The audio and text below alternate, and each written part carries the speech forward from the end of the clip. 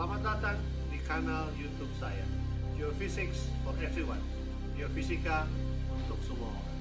Semoga Anda menikmati tayangan ini. Terima kasih. Assalamualaikum warahmatullahi wabarakatuh. Selamat jumpa kembali pada kanal YouTube saya, Geophysics for Everyone. Hari ini kita akan cerita mengenai apa itu deret, khususnya terkait dalam geomatematika. Deret atau dalam bahasa ini disebut sebagai series adalah sebuah ungkapan yang menyatakan penjumlahan dari suku-suku yang biasanya jumlah sukunya ini menuju tak hingga. Ya. Nah, penjumlahan dalam deret itu bisa juga berarti pengurangan. Jadi jumlahnya bukan tambah, tapi malah minus. Beberapa jenis deret bahkan mempunyai apa yang kita sebut sebagai bolak-balik. Jadi plus min. Ya. Jadi deret itu sebuah penjumlahan atau sebuah pengurangan atau juga bisa sesuatu yang berubah, plus dan minus. Ya. Nah, deret biasanya kita gunakan untuk menggambarkan sesuatu yang bertambah terus. Misalnya menggambarkan pertambahan populasi manusia.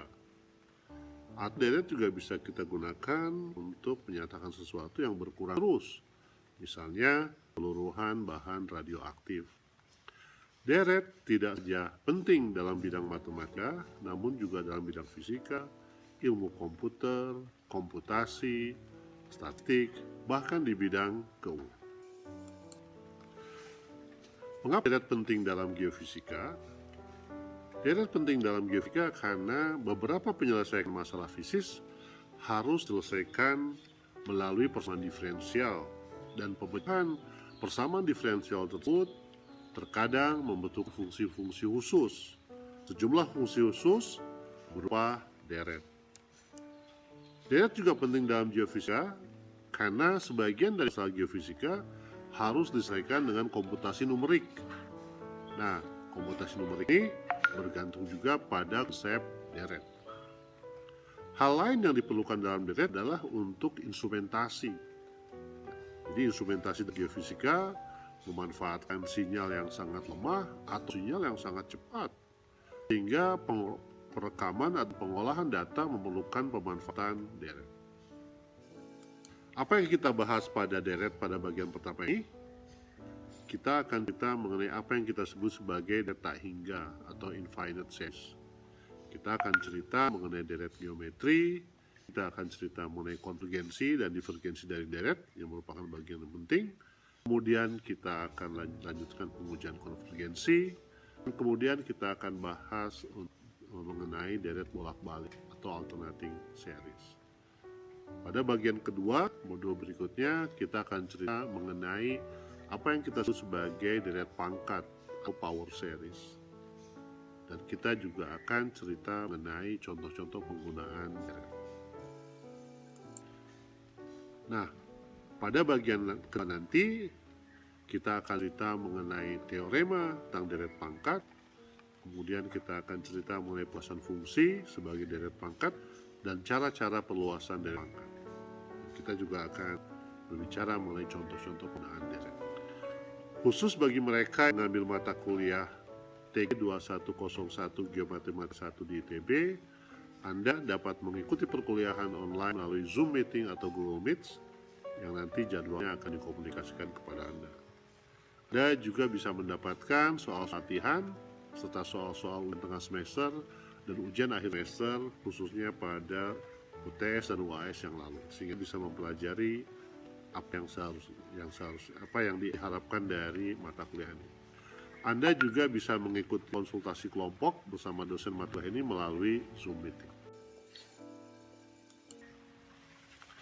Nah, berikut disampaikan beberapa koneksi atau link sumber-sumber pembelajaran YouTube yang relevan. Jadi bagi Anda yang ingin belajar lebih jauh, Anda silahkan untuk melihat ke website YouTube dan melakukan koneksi ke beberapa video yang dituliskan di sini.